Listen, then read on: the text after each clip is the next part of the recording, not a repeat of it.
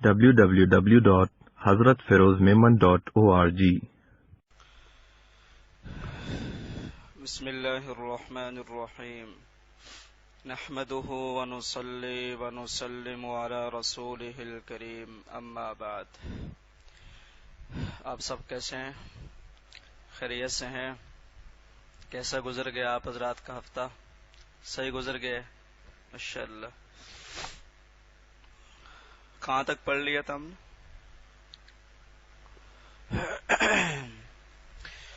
کچھ آیات کا ترجمہ کرا دیتا ہوں پھر تشریح کرتے ہیں. ترجمہ کہاں سے کرنا ہے؟ آیت نمبر 9 سے.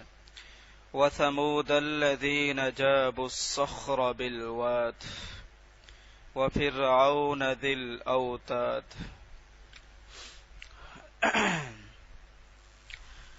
وَثَمُود سے پہلے ہم اس آیت کا ترجمہ کریں گے. أَلَمْ تَرَ كَيْفَ فَعَلَ رَبُّكَ بِعَادٍ. یہ آپ ترجمہ کیجئے. کیا تم نے نہیں دیکھا تمہارے رب نے عاد کے ساتھ کیا سلوک کیا، کیا کیا. اب عاد کا لفظ ہٹا کر سمود کا لفظ لگا دیجئے. کیا ترجمہ ہو جائے گا؟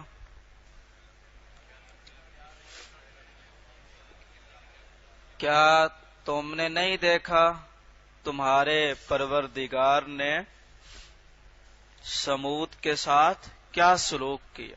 وَثَمُودَ یہ ترجمہ ہو گیا. ترجمہ کیسے ہوگا؟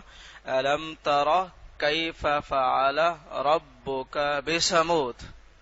کیا تم نے نہیں دیکھا، کیا تم دیکھتے نہیں کہ تمہارے پروردگار نے سمود کے ساتھ کیا سلوک کیا، سمود کے ساتھ کیا کیا. واضح؟ کون سی سمود؟ الذین جنہوں نے، الذین جنہوں نے جابو تراشا، تراشنا اسے گھڑنا کہتا ہے نا چیز، تراشنا.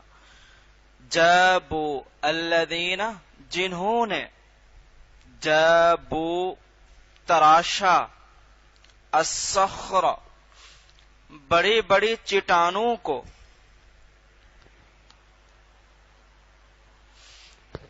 الصخر بڑی بڑی چٹانوں کو، بالواد وادی میں. الذین جنہوں نے جابو تراشا الصخر بڑی بڑی چٹانوں کو، بالواد وادی میں.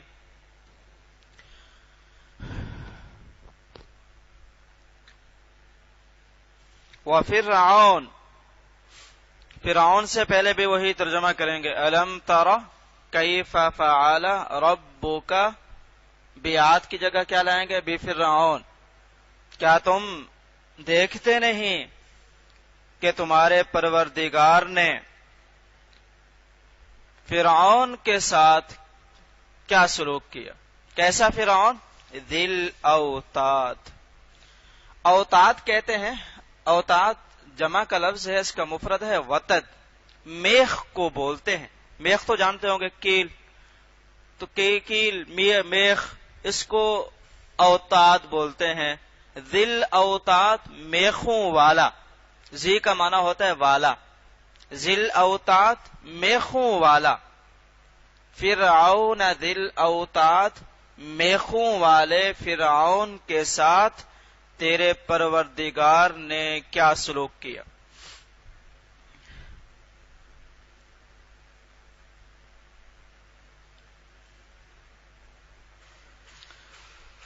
ان سب پر عذاب کیوں آیا؟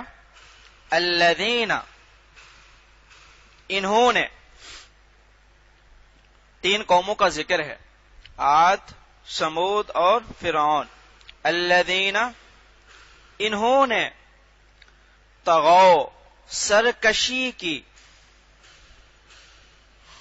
الذین انہوں نے طغوا سرکشی کی فی البلاد، بلاد آ چکا ہے پیچھے، شہروں میں. الذین، اس کا ترجمہ یوں بھی کرتے ہیں الذین، یہ وہ لوگ ہیں. الذین کا دوسرا ترجمہ بتلا رہا ہوں. الذین، یہ وہ لوگ ہیں، طغوا، جنہوں نے سرکشی کی، فی البلاد، شہروں میں، یعنی جہاں جہاں رہتے تھے وہاں سرکشی کی. سرکشی بھی تھوڑی بہت نہیں. فَأَكْثَرُوا، اکثرو تو اردو میں بھی استعمال ہوتا ہے، اکثر، زیادہ. فَأَكْثَرُوا، اور انہوں نے زیادہ کیا. فَأَكْثَرُوا، اور انہوں نے زیادہ کیا. فا کا خاص مطلب ہے لیکن ابھی سمجھ میں نہیں آئے گا، اس لیے اس کا ترجمہ اور سے کر رہے ہیں. اور انہوں نے زیادہ کیا، فیہا، شہروں میں، فیہا، شہروں میں. کس چیز کو زیادہ کیا؟ الفساد، فساد کو. اور انہوں نے شہروں میں زیادہ فساد مچایا. اور انہوں نے شہروں میں زیادہ فساد مچایا. اکثروں کا معنی زیادہ کرنا. جب یہ حد سے گزر گئے پھر کیا ہوا؟ فصب، تو برسا دیا. فا کا معنی تو کرو، تو برسا دیا. اوپر سے کچھ ایسے برساتا نا مارنے کے لیے ایسے. فصب، تو برسا دیا. علیہم، ان پر. ربک، تیرے پروردگار نے. سوط، سوط کہتے ہیں کوڑے کو.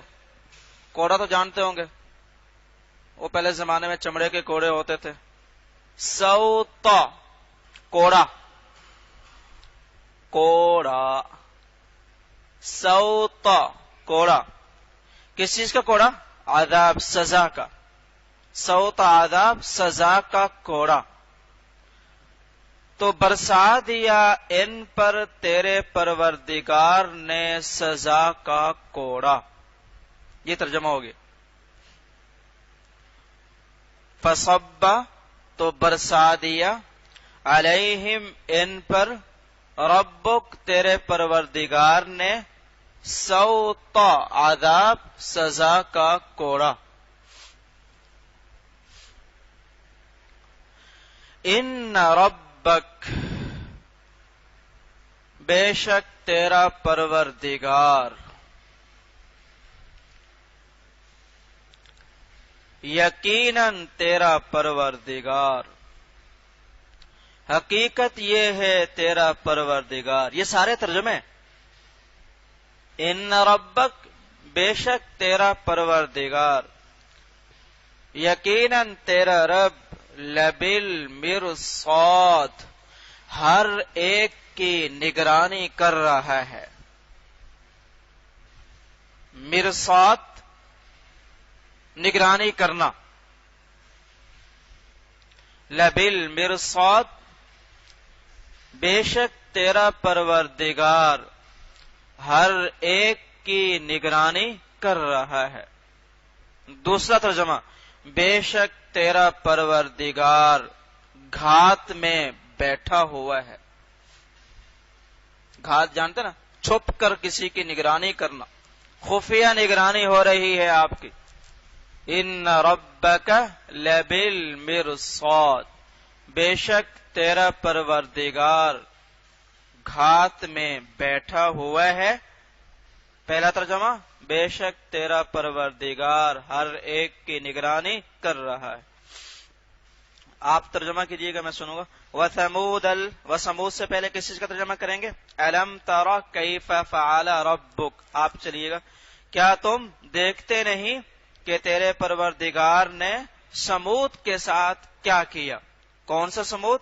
الذین جنہوں نے جابو تراشا الصخر بڑے بڑے چٹانوں کو بالواد وادی میں وفرعون فرعون سے پہلے ترجمہ کریں گے الم ترى کیف فعل کا کیا تم دیکھتے نہیں تیرے پروردگار نے فرعون کے ساتھ کیا سلوک کیا. کون سا فرعون؟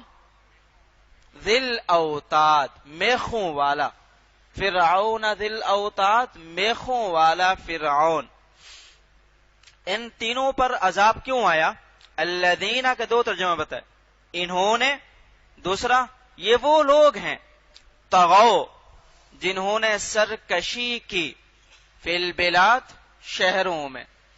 شہروں سے مراد یہ نہیں کہ دیہاتوں میں سرکشی نہیں کی، یعنی جہاں رہتے تھے تھوڑی بہت سرکشی نہیں. فَأَكْثَرُوا فِيهَا الْفَسَادَ اکثروں کا ترجمہ کیا بتلایا؟ انہوں نے زیادہ کیا فیہا شہروں میں الفساد فساد بہت فساد مچایا. فصب تو برسا دیا علیہم ان پر ربک تیرے پروردگار نے سوط عذاب سزا کا کوڑا، یعنی سزا ڈال دی. ان ربک بے شک تیرا پروردگار لبالمرصاد دو ترجمے ہر ایک کی نگرانی کر رہا ہے. دوسرا گھات میں بیٹھا ہو. ماشاءاللہ 14 آیات کا ترجمہ تو آپ حضرات نے سماعت فرما لیا ہے. اب تشریح کی طرف آتے ہیں.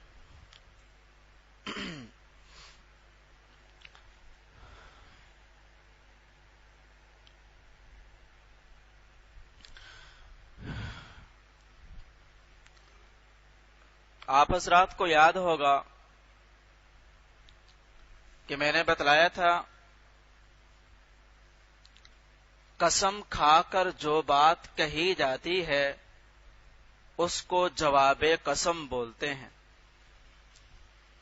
جیسے کسی نے قسم کھائی اللہ کی قسم میں یہ کام کروں گا، وہ اللہ کی قسم یہ تو قسم ہے، اس کے بعد جو بات کہی ہے میں یہ کام کروں گا، اس کو کیا بولتے ہیں؟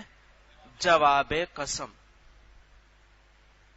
تو قرآن کی جہاں قسم ہوگی تو اس کے بعد والا مضمون جو یا تو موجود ہوگا یا موجود نہیں ہوگا اس کو جواب قسم بولتے ہیں. یہ بات آ چکی ہے. اور یہ بھی بتلایا تھا کہ قسم اور جواب قسم میں مناسبت اور تعلق کا ہونا ضروری ہے، کیونکہ قسم کی حقیقت گواہی کی ہے. جس چیز سے متعلق دعویٰ ہے تو گواہی بھی ایسی ہونی چاہیے جس کا دعویٰ سے تعلق ہو. عدالت میں مقدمہ تو چل رہا ہے پیسوں کا اور گواہی دینے والے گواہی دے رہے ہوں بھینسوں کی، تو دعویٰ اور گواہی میں کوئی مناسبت کوئی تعلق نہیں. تو یہاں بھی 4 قسمیں ہیں اور ایک اس کا جواب قسم ہے. قسمیں 4 کون سی ہیں؟ پڑھ چکے ہیں آپ. صبح کی قسم، دوسری 10 راتوں کی قسم، تیسری جفت اور طاق کی قسم، چوتھی. یہ 4 قسمیں ہیں. ان 4 قسموں کے بعد جو مضمون ہے جو یہاں اللہ رب العزت نے ذکر نہیں فرمایا وہ جواب قسم ہے. وہ مضمون کیا ہے؟ قیامت یقینی ہے اور اس کی جزا و سزا بھی یقینی.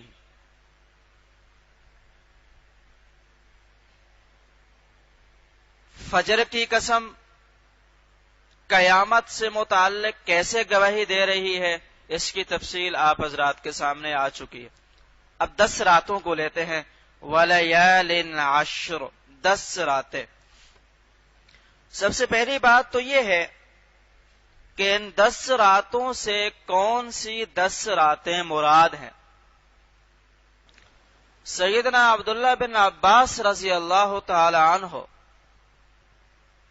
ترجمان القرآن کا لقب ہے۔ نبی علیہ الصلوۃ والسلام کی خدمت میں وضو کے لیے پانی لائے، آپ ان کی اس خدمت سے بڑے خوش ہوئے۔ آپ نے ان کو دعا دی، اللہم فقہہ فی الدین وعلمہ التأویل، اے اللہ اس بچے کو عبداللہ بن عباس کو دین کی صحیح سمجھ عطا فرما اور دین کی صحیح تعبیر عطا فرما۔ دین کی صحیح سمجھ بھی اور دین کی صحیح تعبیر بھی، یہ دونوں چیزیں ضروری ہیں۔ دین کی صحیح سمجھ ہوگی، راستہ واضح ہو جائے گا، اور دین کی صحیح تعبیر ہوگی، دوسروں کے سامنے راستہ واضح ہوگا۔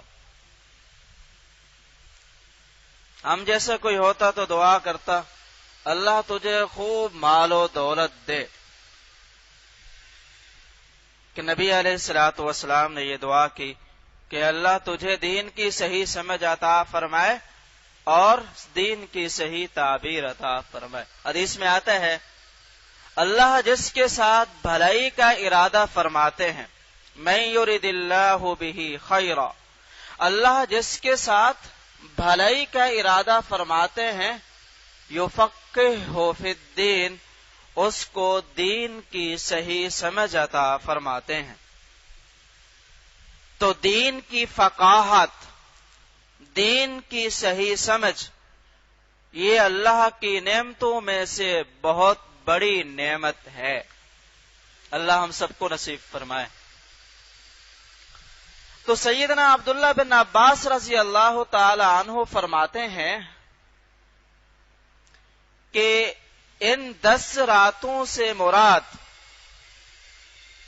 ذی الحجہ کی ابتدائی 10 راتیں ہیں، یکم ذی الحجہ سے لے کر 10 ذی الحجہ تک،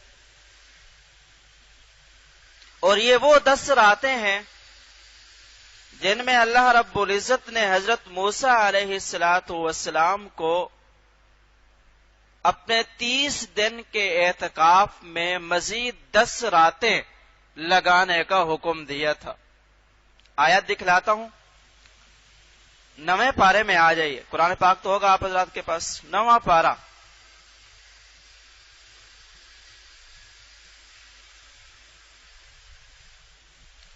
نویں پارے کا جو پہلا پاؤ ہے، وَوَاعَدْنَا مُوسَىٰ 30 لَيْلَةً،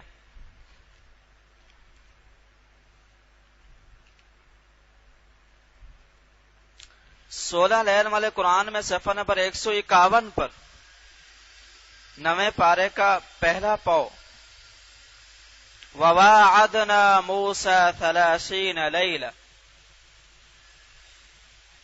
142 سورہ اعراف کی آیت نمبر 142، وَوَاعَدْنَا مُوسَىٰ 30 لَيْلَةً، وَوَاعَدْنَا، اور ہم نے وعدہ کیا موسیٰ سے 30 راتوں کا، وَأَتْمَمْنَاهَا بِعَشْرٍ، اور ان 30 راتوں کو مکمل کیا، بعشر، مزید 10 راتوں کے ساتھ، تو کل کتنی ہو گئی؟ فَتَمَّ مِيقَاتُ رَبِّهِ 40 لَيْلَةً، 40 راتیں۔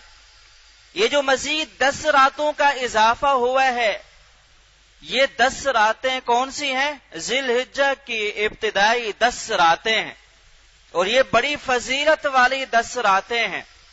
ان میں کیے جانے والا عمل اللہ کو بڑا محبوب ہے۔ دن میں روزہ 1 سال کے روزوں کے برابر ہے، اور ان میں 2 دن ایسے ہیں جن میں 2 عظیم الشان عبادتیں انجام دی جاتی ہیں۔ 9 ذی الحجہ کو حج کا دن، عرفہ کی عبادت، اور 10 ذی الحجہ کو قربانی کی عبادت، اور یہ 2 ایسی عبادتیں ہیں جو انہی ایام میں انجام دی جا سکتی ہیں، کسی اور دن میں نہیں۔ جس کا عرفہ کا وقوف فوت ہو گیا تو اس کا حج نہیں ہوا، اور قربانی بھی انہی ایام میں ہو سکتی ہے، اور دنوں میں جانور ذبح کریں گے تو اس کو قربانی نہیں بولیں گے۔ تو یہ ہے وَلَيَالٍ عَشْرٍ، 10 راتوں سے مراد ذی الحجہ کی ابتدائی 10 راتیں، اور وَالشَّفْعِ وَالْوَتْرِ سے مراد 9 اور 10 ذی الحجہ۔ 9 ذی الحجہ گنتی میں طاق بنتا ہے، اور 10 ذی الحجہ گنتی میں جفت بنتا ہے۔ تو وَلَيَالٍ عَشْرٍ 10 راتیں، اور 10 راتوں میں 2 9 اور 10 اس کو علیحدہ کر کے ذکر فرمایا، وَالشَّفْعِ وَالْوَتْرِ جفت اور طاق۔ الحاصل 10 راتوں سے مراد 10 ذی الحجہ کی ابتدائی 10 راتیں ہیں، وَالشَّفْعِ وَالْوَتْرِ جفت اور طاق سے مراد ذی الحجہ کی ابتدائی 10 راتوں میں سے 9 اور 10 ذی الحجہ کے دن اور راتیں ہیں۔ ٹھیک ہے بھائی، واضح؟ جی 9 جی۔ اب سوال یہ ہے کہ یہ 10 راتوں کی قسم اور جفت اور طاق کی قسم یہ قیامت کے بارے میں گواہی کیسے دے رہی ہے؟ اس قسم کو جواب قسم کے ساتھ کیا تعلق ہے، کیا مناسبت ہے؟ اللہ رب العزت قسم کھا کر مضمون تو یہ بیان فرما رہے ہیں قیامت یقینی ہے اور اس کی جزا و سزا بھی ضروری ہے، اور قسم جو کھائی ہے وہ 10 راتوں کی اور جفت اور طاق کی قسم کھائی ہے، تو یہ قسم جواب قسم کے ساتھ کیا مناسبت رکھتی ہے؟ اللہ رب العزت یہ فرما رہے ہیں کہ جس طرح دنیا میں عبادت کا زیادہ سے زیادہ ثواب حاصل کرنے کے لیے مخصوص دنوں کا انتظار کیا جاتا ہے، حج کی عبادت کے لیے ذی الحجہ کا انتظار ہوگا، قربانی کی عبادت کے لیے ذی الحجہ کا انتظار، اور نفلی عبادت کا زیادہ سے زیادہ ثواب کمانے کے لیے رمضان کے بعد ذی الحجہ کے ابتدائی 10 راتوں کا انتظار، جن میں رات کی نفلی عبادت کا ثواب لیلۃ القدر میں کی جانے والی عبادت کے ثواب کے برابر۔ تو جس طرح ان دنوں کا انتظار کیا جاتا ہے، تو اللہ بھی انسان کے تمام اعمال کی پوری جزا و سزا دینے کے لیے ایک دن کا انتظار فرما رہے ہیں، اور وہ دن جس میں پوری جزا و سزا انسان کو ملے گی، وہ دن آخرت کا دن ہے، وہ سزا و جزا کا دن ہے، یوم الدین، یوم الآخرہ۔ تھوڑا سا اور آپ کا ذہن کھولتا ہوں۔ الشفع والوتر سے آپ نے سمجھ لیا کہ اس سے 9 اور 10 ذی الحجہ۔ ہمارے ذہن کو کھولنے کے لیے قرآن نے اپنے مضامین میں بڑی لچک رکھی ہے کہ ہم خود بھی سوچیں، یتفکرون، اور سوچیں کیسے؟ اپنے پچھلی تاریخ کو سامنے رکھ کر قرآن و سنت کے علوم میں مہارت پیدا کر کے ہم سوچیں۔ تو الشفع والوتر سے ایک اور معنی بھی مراد ہو سکتا ہے، وہ یہ کہ اس جفت اور طاق سے مراد وہی جفت اور طاق ہے جس کو ہم اپنے معاشرے میں، اپنے محاورے میں جفت اور طاق بولتے ہیں۔ ایک کو کیا بولتے ہیں؟ 2 کو کیا بولتے ہیں؟ اکیلا طاق کہلاتا ہے، اور جہاں جوڑے بنتے ہیں وہ کیا ہوتے ہیں؟ جو اللہ رب العزت اس سے ہم کو یہ بتلانا چاہتے ہیں کہ اس پھیلی ہوئی کائنات میں جتنی بھی چیزیں ہیں ساری کی ساری جفت ہیں، جوڑے ہیں۔ سبحان الذی خلق الازواج، آیات دکھلاتا ہوں، سورہ یاسین میں آ جائیے۔ ساری چیزیں جوڑے ہیں۔ سورہ یاسین 23ویں پارے کا پہلا صفحہ، سبحان الذي خلق الازواج كلها.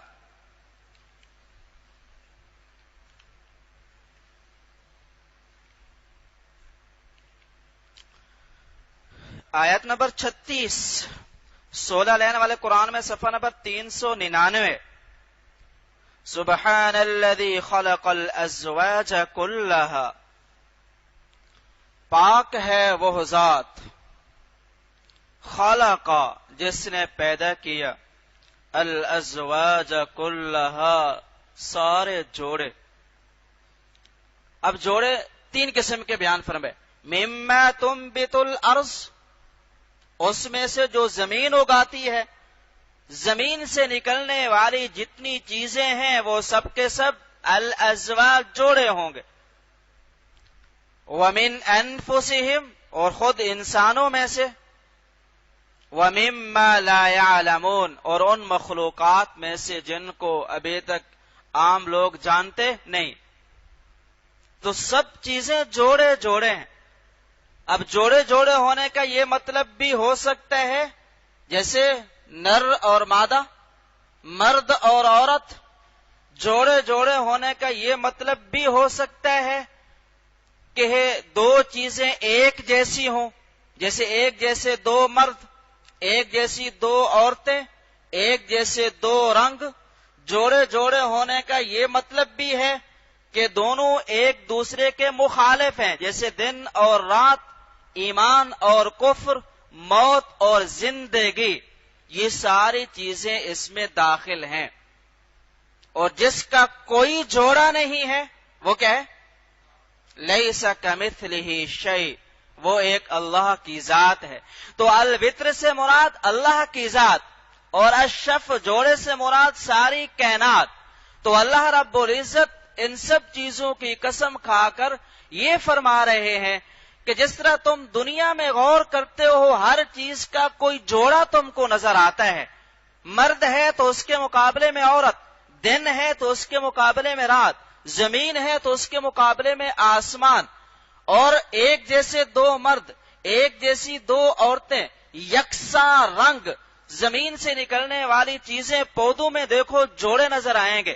اور بہت سی چیزیں ایسی ہیں جو جن کا تعلق دیکھنے سے نہیں ہے، سمجھنے سے ہے.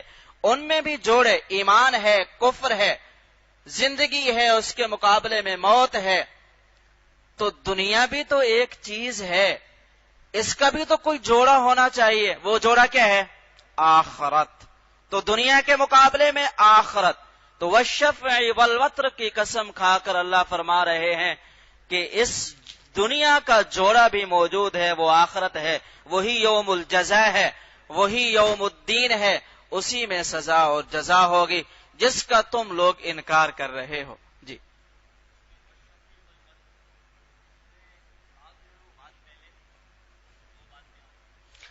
صحیح سوال کے سوال یہ ہے کہ والشفع یہ تو جوڑا ہے، اس کو بعد میں آنا چاہیے. والوتر یہ طاق ہے، اس کو پہلے آنا چاہیے.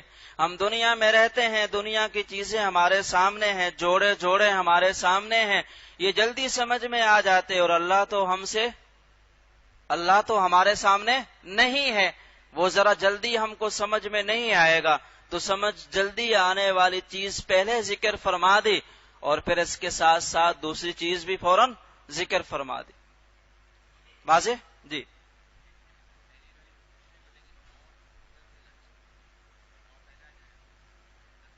کوئی مسئلہ نہیں. والشفع والوتر جوڑا کوئی اس کا ہوتا تو نہیں. جی ٹھیک ہے، واضح. واللیل اذا یسر. جی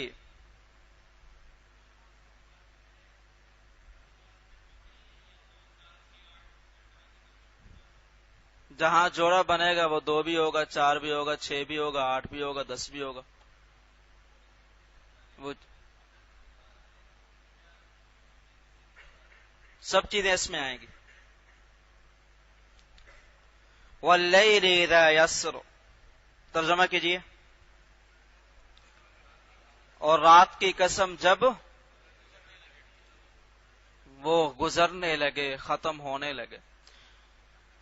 یہ قسم ہے یہ قسم بھی گواہی دے رہی ہے کہ قیامت یقینی ہے اور اس کی جزا و سزا یقینی ہے۔ رات میں کچھ نظر آتا نہیں ہے اور دن میں سب چیزیں روشن ہو جاتی ہیں، تو اللہ رب العزت ختم ہونے والی رات کی قسم کھا کر یہ فرما رہے ہیں، جس طرح رات ختم ہوتی ہے اور دن ظاہر ہونے لگتا ہے، انقلاب کا وقت ہے کہ جو کائنات رات کی تاریکی میں ڈوبی ہوئی تھی، اب اس سے آہستہ آہستہ اندھیرا ختم ہو رہا ہے، روشنی آ رہی ہے۔ تو اسی طرح اس کائنات میں گناہوں کی جو تاریکی پھیلی ہوئی ہے، یہ تاریکی بھی آہستہ آہستہ ختم ہو رہی ہے۔ ختم ہو رہی ہے کیا مطلب؟ یعنی دنیا ختم ہونے کے قریب ہو رہی ہے، آخرت قریب آ رہی ہے، اور آخرت جب آئے گی، جس طرح روشنی میں ہر ایک چیز واضح ہو جاتی ہے، تو آخرت کے دن بھی ہر ایک چیز واضح ہو جائے گی۔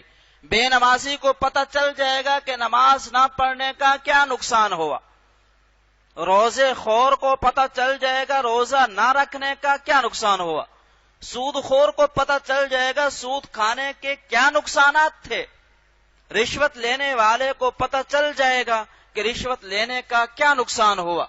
جس طرح روشنی میں ہر ایک چیز واضح ہو جاتی ہے، تو اسی طرح قیامت کے دن بھی ہر ایک چیز واضح ہو جائے گی۔ هل فی ذلک قسم لذی حجر، ترجمہ کیجئے۔ بھول گئے؟ هل فی ذلک، جی، یقیناً ان قسموں میں بڑی قسم ہے عقل والے کے لیے۔ حجر کا معنی ہوتا ہے روکنا، عقل کو بھی حجر بولتے ہیں کیونکہ یہ بھی انسان کو ناشائستہ کاموں سے روکتی ہے۔ جس کی عقل نہ ہو وہ کیسے کام کرتا ہے، اور جس کی عقل ہو وہ اور طرح کے کام کرتا ہے۔ تو حجر کا معنی روکنا، عقل کو بھی حجر بولتے ہیں کیونکہ یہ بھی انسان کو ناشائستہ کاموں سے روکتی ہے۔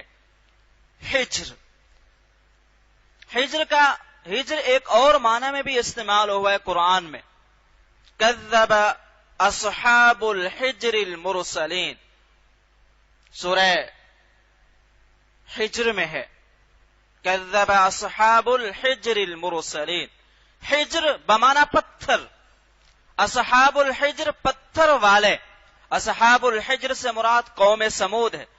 قوم سمود کو کبھی قرآن نے اصحاب الحجر فرمایا، پتھر والے، اور کبھی نام لے کر فرمایا وثمود وثمود وثمود۔ حجر کا دوسرا معنی کیا بتلایا؟ پتھر۔ ہجر کا ایک اور معنی بھی ہے پناہ، حجرم محجورا، 9ویں پارے میں قرآن نے فرمایا حجرم محجورا، پناہ۔ پناہ کو جہاں انسان چھپ کر کسی کے شر سے بچ جائے تو وہ بھی حجر ہے، حجرم محجورا۔ تو حجر بمانا عقل، حجر بمانا پتھر، ہجر بمانا پناہ، اور یہاں عقل کے معنی میں ہے لذی حجر، عقل والے۔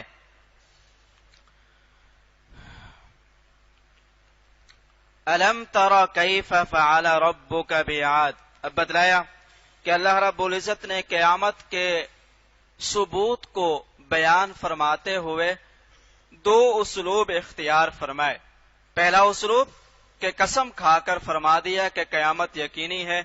اب انسانی تاریخ سے استدلال فرماتے ہیں، انسانوں کے سامنے انسانی تاریخ کو رکھا جا رہا ہے کہ یہ بڑی بڑی قومیں ہیں، ان بڑی بڑی قوموں نے نافرمانی کی، اللہ رب العزت کے حقوق کو ضائع کیا، تو اللہ رب العزت نے ان کو دنیا میں سزا دی، اور بہت سی قومیں ایسی ہیں جن کو اللہ دنیا میں سزائیں نہیں دیتا۔ تو بعض قوموں کے ساتھ اللہ کا یہ معاملہ کہ دنیا میں ان کو سزا دیتا ہے، اور بعضوں کے ساتھ یہ معاملہ کہ دنیا میں ان کو سزا نہیں دیتا، یہ کھلی دلیل ہے اس بات کی کہ ایک دن ہے جس میں ہر ایک کو اس کے عمل کی پوری جزا و سزا ملے گی، اور وہ دن آخرت کا دن ہے، وہ قیامت کا دن ہے۔ جی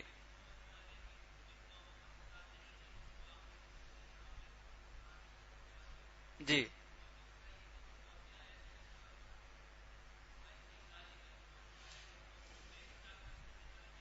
انسانی عقل کو بیدار کرنے کے لیے ہے کیمیا، ان میں سے ہر ایک، جیسے ہم کوئی مضمون بیان کرتے ہیں، مضمون بیان کرنے کے بعد کہتے ہیں میاں یہ میں نے بہت بڑی بات کہہ دی ہے، اگر تمہیں سمجھ میں آ رہی ہے، تو ہماری عقل کو جھنجھوڑنے کے لیے ہے کہ یہ بڑی قسمیں ہیں، کوئی معمولی قسمیں نہیں ہیں، ان میں سے ہر ایک قسم یہ بتلا رہی ہے کہ قیامت یقینی ہے۔ اپنے آپ کو دیکھ لیں، ہم اپنے آپ کو دیکھ لیں، کتنے ہم گناہ کرتے ہیں، نافرمانیاں کرتے ہیں، کوئی سزا ملتی ہے؟ نہیں ملتی۔ بہت سے لوگ ایسے ہیں جن کو کوئی سزا نہیں ملتی، بہت سوں کو دنیا میں تھوڑا بہت تنبیہ ہو جاتی ہے۔ جی تو ان میں پہلی قوم ہے قوم عاد۔ قوم عاد کا تعارف، عاد کیا ہے؟ عاد عربی زبان کا لفظ ہے، قدیم، پرانے اور مشہور کے معنی میں، جو چیز پرانی ہو، قدیم ہو، مشہور ہو، اس کو عاد بولتے ہیں، عاد۔ حضرت عیسیٰ علیہ السلام سے 2000 سال پہلے یہ قوم یمن کے علاقے احقاف میں رہتی تھی۔ اب یہاں وہاں سارے کا سارا صحرا ہے، احقاف میں رہنے والے، سورہ احقاف میں ان لوگوں کا ذکر ہے۔ بڑے طاقتور تھے، بڑا جسم رکھتے تھے، متکبر تھے، آبائی مذہب ان کا بت پرستی تھا، بتوں کی پوجا کیا کرتے تھے۔ اللہ رب العزت نے ان کی ہدایت کے لیے سیدنا ہود علیہ السلام کو بھیجا، وَإِلَىٰ عَادٍ أَخَاهُمْ هُودًا، اور انہوں نے آ کر دن رات ان کو تبلیغ کی، توحید کی دعوت دی، اللہ رب العزت کی فرما برداری کی طرف بلایا، مگر یہ لوگ نہ مانے۔ سیدنا ہود اور ان پر ایمان لانے والوں کو انہوں نے حقارت کی نگاہ سے دیکھا، اور سیدنا ہود علیہ السلام کی دعوت کو اپنے معبودوں کی پھٹکار بتلایا کہ ہود، یہ جو تم باتیں کرتے ہو دین کی، یہ ہمارے معبودوں نے تیرا دماغ خراب کر دیا ہے، جس کی وجہ سے تو ایسی باتیں کرتا ہے، وگرنہ حقیقت میں ان باتوں کا حقیقت سے کوئی تعلق نہیں ہے۔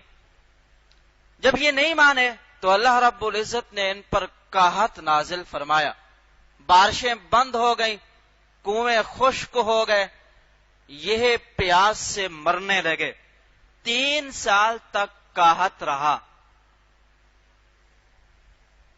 نہیں مانے۔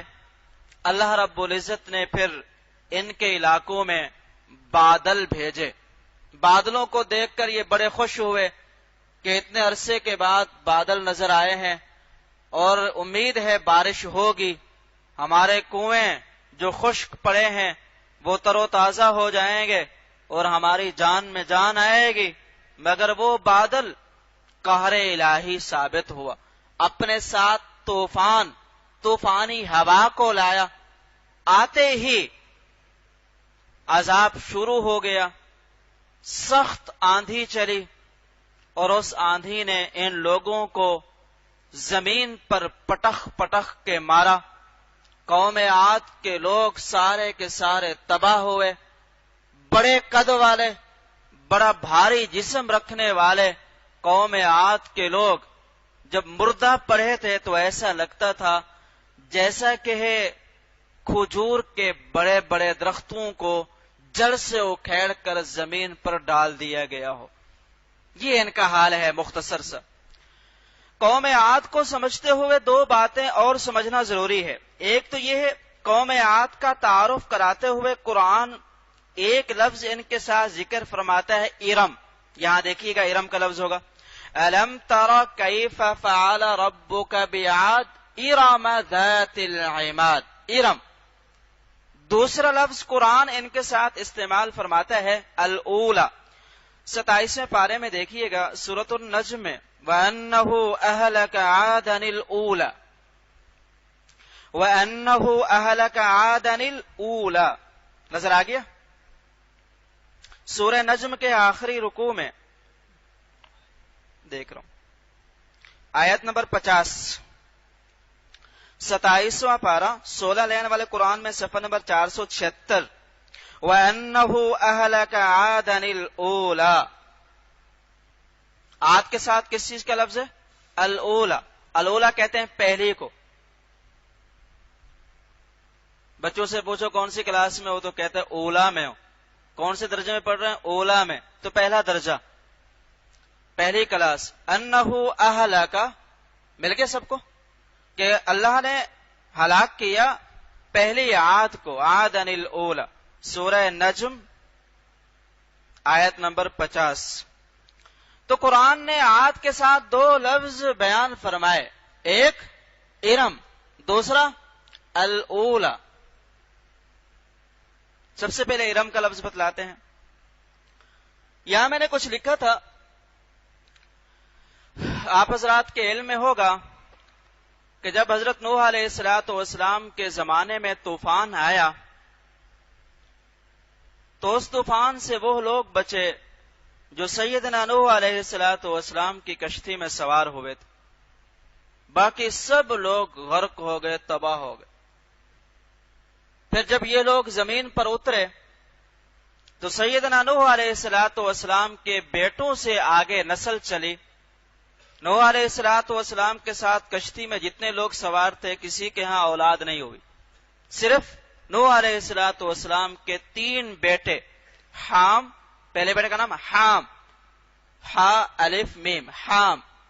دوسرے کا نام سام، سین الف میم سام. تیسرے کا نام یافس، یا الف فا تھا. حام، سام، یافس، ان تینوں سے اولاد چلی. اس لیے سیدنا نوح علیہ السلام کو آدم ثانی کہا جاتا ہے، دوسرے آدم. پہلے آدم تو وہ تھے جن سے انسانیت کا آغاز ہوا، دوسرے آدم وہ جن کے بعد آگے نسل چلی. وہ کون؟ نوح علیہ السلام. وَجَعَلْنَا ذُرِّيَّتَهُ هُمُ الْبَاقِينَ 23ویں پارے میں سورہ صافات میں اللہ رب العزت نے اس چیز کو بیان فرمایا. وَجَعَلْنَا ذُرِّيَّتَهُ هُمُ الْبَاقِينَ. آیت دکھلا دیتا ہوں، مزید بات واضح ہو جائے گی. سورہ صافات میں آ جائیے. آیت دیکھنے میں ایسے ٹرین ہو جائیں جلدی جلدی. سورہ صافات پاؤ سے دیکھیے گا، پہلا پاؤ. وَلَقَدْ نَادَانَا 23واں پارہ 16 لین والے قرآن میں صفحہ نمبر 405 آیت نمبر ہے 77. وَجَعَلْنَا ذُرِّيَّتَهُ هُمُ الْبَاقِينَ وَلَقَدْ نَادَانَا نُوحٌ فَلَنِعْمَ الْمُجِيبُونَ وَنَجَّيْنَاهُ وَأَهْلَهُ مِنَ الْكَرْبِ الْعَظِيمِ وَجَعَلْنَا ذُرِّيَّتَهُ هُمُ الْبَاقِينَ. اور ہم نے نوح کی اولاد کو باقی رہنے والا بنایا. اس کی ایک تفسیر وہی ہے جو میں نے آپ کے سامنے عرض کر دی ہے کہ نوح علیہ السلام کے 3 بیٹے حام، سام، یافس سے آگے نسل چلی. پھر آگے تاریخ حام سے کون سی نسل چلی، سام سے کون سی نسل چلی، یافس سے کون سی چلی. پھر امتوں کی تقسیم ہے، کچھ امم سامیہ ہیں، کچھ امم باعدہ ہیں. تاریخ کا ذوق رکھنے والے تاریخ ارض القرآن کو پڑھیں، ایک عجیب چیز ہے. اللہ سمجھ کی توفیق عطا فرمائے. تو سام، نوح علیہ السلام کے بیٹے سام کو لیتے ہیں. سام کے ہاں ایک بیٹا ہوا جس کا نام ہے ارم. تو ارم کس کے بیٹے ہوئے؟ سام کے. اور نوح علیہ السلام کے پوتے ہوئے. نوح علیہ السلام کے پوتے ارم. ارم کے بعد ان کے کچھ بیٹے ہوئے جن میں 2 بیٹوں کا نام مشہور ہے. ایک کا نام ہے اوس، عین و ضاد، اور نیچے دوسرا بیٹا عامر یا عابر، 2 نام آتے ہیں. عامر بھی آتا ہے اور عابر بھی آتا ہے. تو یہ اوس، عامر، عابر یہ نوح علیہ السلام کے پڑپوتے ہوئے. کیا ہوئے بھائی؟ پڑپوتے. بیٹا ہوا سام، پوتا ہوا ارم، ارم کے بعد اوس، اور اوس کے ہاں اولاد ہوئی، ان میں سے ایک بیٹے کا نام تھا عاد، جس سے قوم عاد چلی ہے۔ تو ارم ان کا جد امجد ہے، جہاں جا کر ان کی شہرت ہوئی، جہاں سے ان کی نسل چلی، تو جد امجد کی طرف نسبت کرتے ہوئے قوم عاد کے تعارف میں ارم ذات العماد کہا جاتا ہے۔ جس طرح خاندان ہوتے ہیں، خاندان کا ایک بڑا ہوتا ہے تو اس کی طرف نسبت کر دیتے ہیں، جیسے اسلام کی نسبت، ملت اسلامیہ کی نسبت کس کی طرف کی جاتی ہے؟ ملت ابراہیمیہ، سیدنا ابراہیم علیہ الصلوۃ والسلام کی طرف، وہ جد امجد ہے۔ یہ ارم کا لفظ سمجھ میں آ گیا۔ اب الاولا کو سمجھیے، الاولا کا معنی پہلی، معلوم ہوا کہ اس کے مقابلے میں دوسری بھی کوئی چیز ہے؟ جی، وہ دوسری کیا ہے؟ دو باتیں اس حوالے سے عرض کرتا ہوں۔ پہلی بات تو یہ ہے کہ جن دنوں میں قوم عاد پر قحط آیا، یہ لوگ بہت پریشان ہوئے، تو انہوں نے اپنے کچھ افراد مکہ المکرمہ بھیجے کہ جاؤ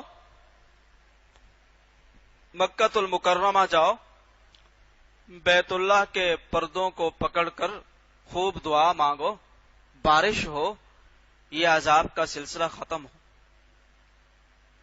تو جو لوگ وہاں گئے ہوئے تھے وہ لوگ عذاب سے بچ گئے، اور ادھر ان کی قوم پر عذاب آ گیا۔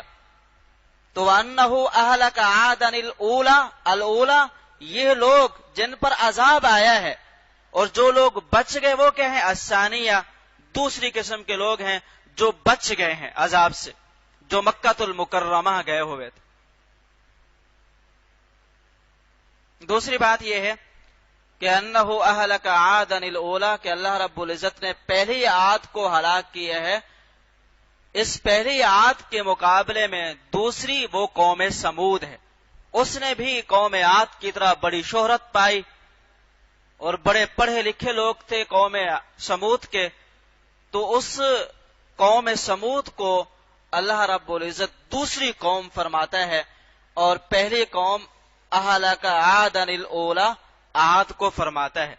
تو الاولی کے دو مطلب بتلائے، ایک الاولی، اس کے مقابلے میں دوسری ہے۔ دوسری کیا ہے؟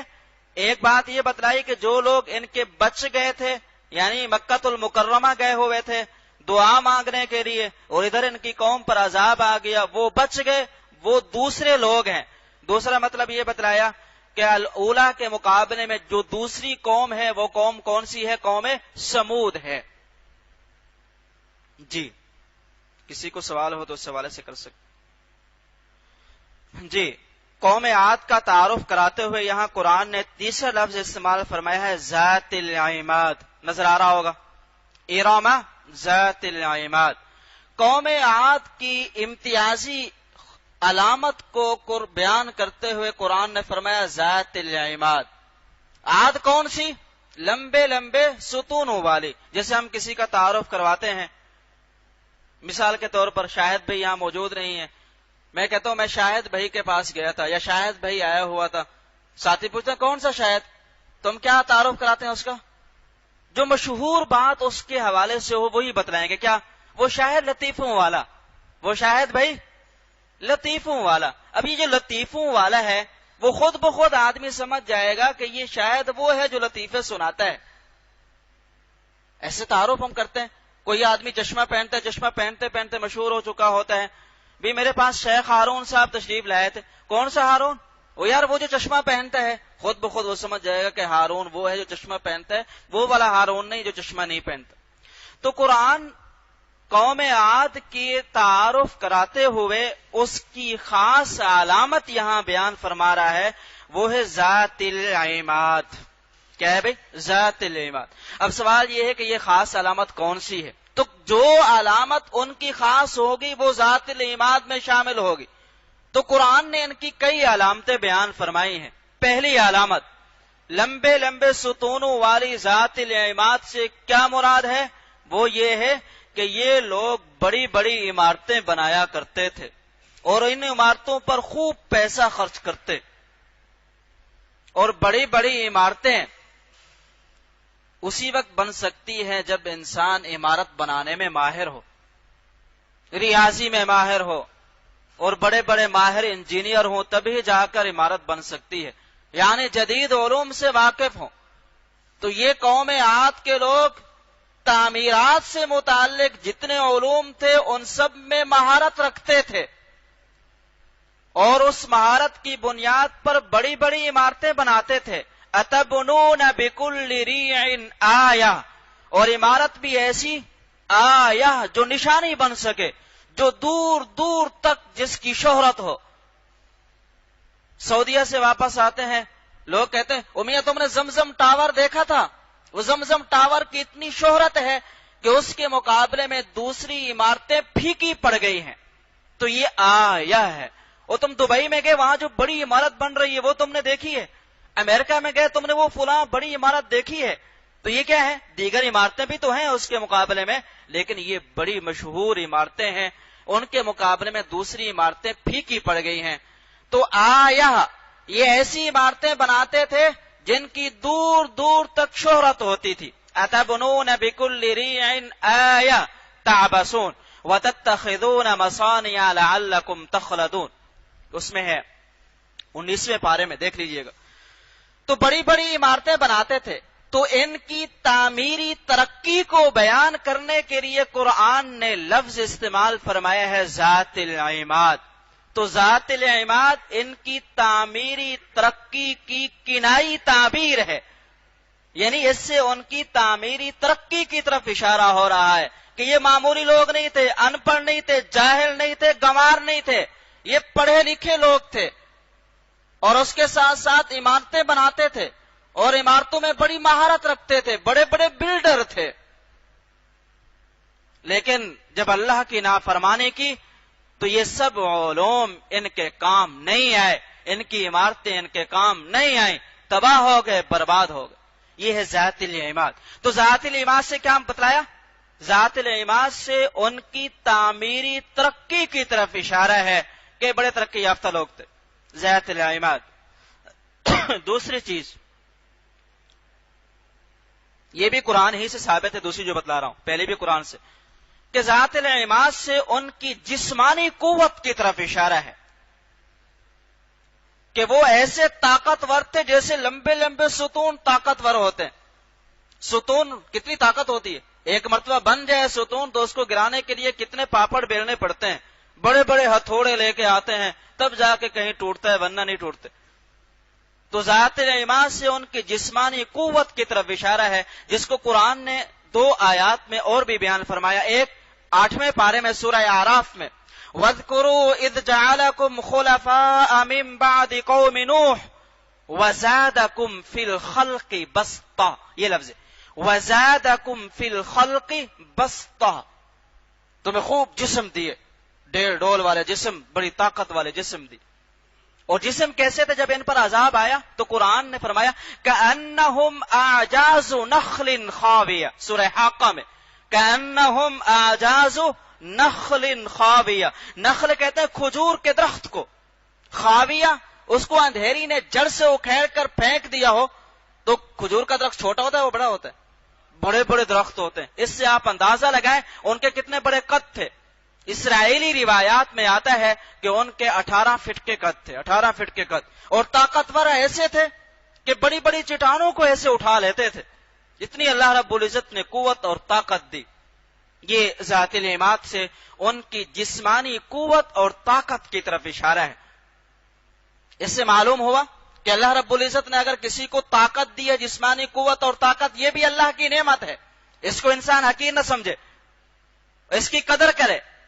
اور اللہ رب العزت نے کسی کو اگر جدید علوم سے واقف کرایا ہے، پڑھنے کی توفیق دی ہے، تو وہ ان کو بھی حقارت کی نگاہ سے نہ دیکھے۔ اگر یہ چیزیں صحیح نہ ہوتی تو قرآن قوم عاد کے حوالے سے ان کی اس ترقی کو بیان نہ کرتا، اس کی مذمت بیان کرتا۔ نہیں، قرآن نے مذمت نہیں بیان کی، ان کی خاص علامت کو بیان فرمایا ہے۔ بس جو چیز دیکھنے کی ہے وہ یہ ہے کہ یہ جدید علوم ہمیں اللہ رب العزت سے دور نہ کرے، اللہ رب العزت کی معرفت کا ذریعہ بنے، اللہ کے قرب کا ذریعہ بنے۔ اگر یہ علوم اللہ سے دوری کا ذریعہ بن رہے ہیں تو پھر یقیناً یہ علوم صحیح نہیں ہے، یہ ہمارے لیے وبال ہے، یہ ہمارے لیے فتنہ ہے۔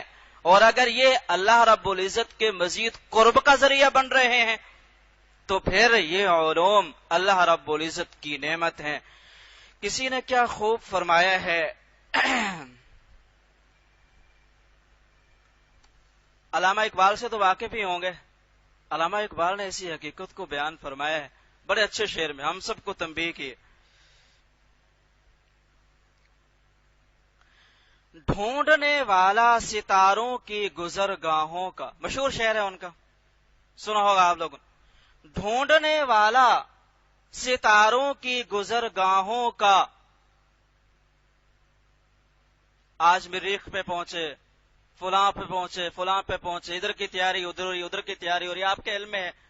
ڈھونڈنے والا ستاروں کی گزرگاہوں کا، اپنے افکار کی دنیا میں سفر کر نہ سکا۔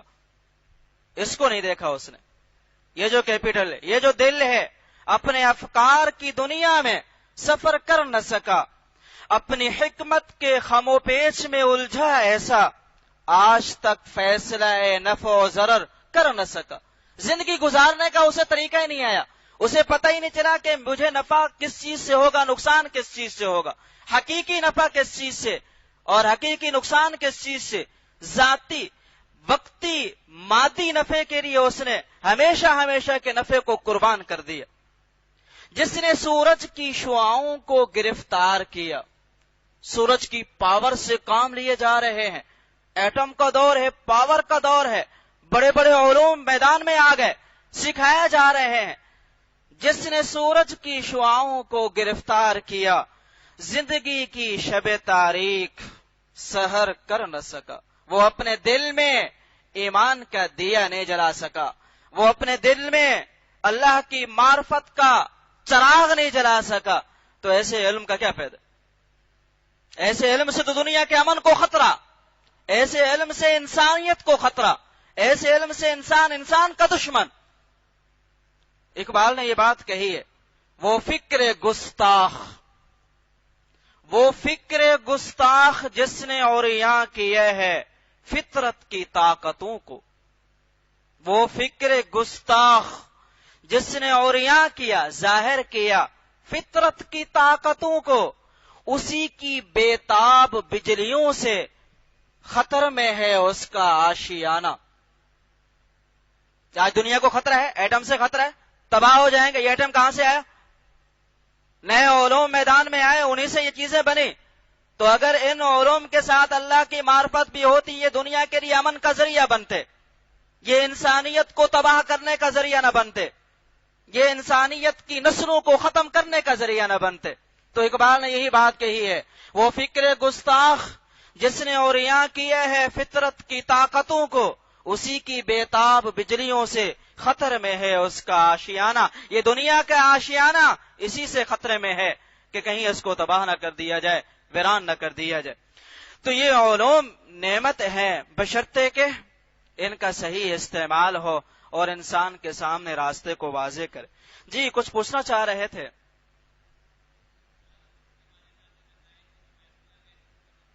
جی ہاں اسی طرح بالکل نہیں، قوم عاد آگے نہیں چلی۔ جی آگے قوم عاد نہیں چلی۔ جی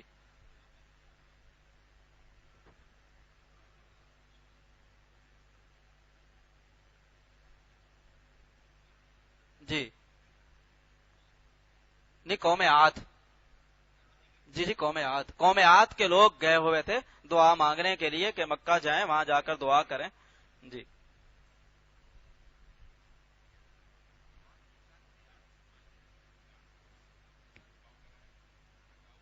وہ عاطفہ ہے، نہیں وہ عاطفہ ہے، اس لیے بتایا نا الم تر کیف فعل ربک بعاد، عاد کے لفظ کو ہٹا کے با کا لفظ لگا دو، بثمود، وہ عاطفہ ہے، قسم کے لیے بھی استعمال ہوتا ہے، عطف کے لیے بھی استعمال ہوتا ہے۔ عطف کا مطلب ہوتا ہے ایک چیز کو دوسری چیز کے ساتھ ملا کے بیان کرنا. جی کون سا؟ جس نے سورج کی شعاؤں کو ڈھونڈنے والا. یہ ڈھونڈنے والا ستاروں کی گزرگاہوں کا اپنے افکار کی دنیا میں سفر کر نہ سکا، اپنی حکمت کے خم و پیچ میں الجھا ایسا، آج تک فیصلہ نفع و ضرر کر نہ سکا. جس نے سورج کی شعاؤں کو گرفتار کیا، زندگی کی شب تاریک سحر کر نہ سکا. بس ذات العماد سمجھ میں آ گیا ابھی آپ حضرات کو؟ التی لم یخلق مثلها فی البلاد، یہ اسی کی طرف اشارہ ہے کہ ایسی قوم ہم نے پیدا نہیں کی. وثمود الذین جابوا الصخر بالواد. اب سوال یہ ہے کہ قوم عاد پر کون سا عذاب آیا؟ قوم عاد پر کون سا عذاب آیا؟ اس سے متعلق 3 آیات ہیں. وہ تینوں آیات اور ان تینوں آیات کا مطلب انشاءاللہ انشاءاللہ اگلے درس میں دعا فرمائیے. جو کہا ہے سنا ہے اللہ اپنی بارگاہ میں قبول فرمائے. وآخر دعوانا ان الحمدللہ رب العالمین. جی ان کی اپنی اہمیت ہے، لیکن سب سے زیادہ اہمیت انہی 2 کی ہے. ان 2 میں 2 ہی باتیں ایسی ہیں. 9 ذی الحجہ کی بات تو آپ جانتے ہی ہیں، اور قربانی کے ایام بھی جو اور دنوں میں نہیں ہو سکتی، نہ 1 میں، نہ 2 میں، نہ 3 میں، نہ 4 میں.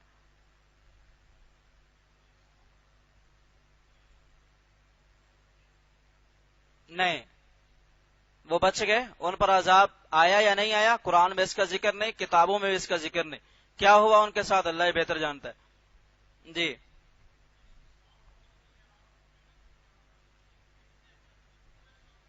سمجھ نہیں ہے.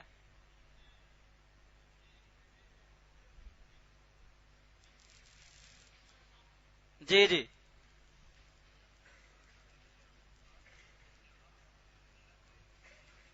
جغرافیہ قرآن کے نام سے کئی کتابیں چھپی ہوئی ہیں، پڑھ سکتے ہیں. مولانا عبد الماجد ریابادی صاحب رحمہ اللہ تعالیٰ کی بھی ہیں، اوروں کی بھی ہیں. اطلس القرآن کے نام سے بھی چھپی ہوئی. اگر کسی کو صحیح اردو آتی ہو اور قرآن سے کے علوم سے واقف ہو تو علوم القرآن کا بھی مطالعہ کر سکتا ہے. اور تاریخ ارض القرآن حضرت سید سلمان ندوی صاحب رحمہ اللہ تعالیٰ کی کتاب ہے، وہی پڑھ سکتا ہے. بڑی زبردست کتاب ہے. جی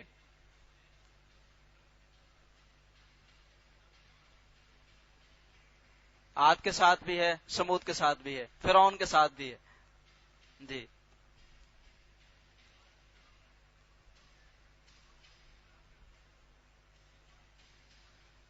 سمجھ نہیں.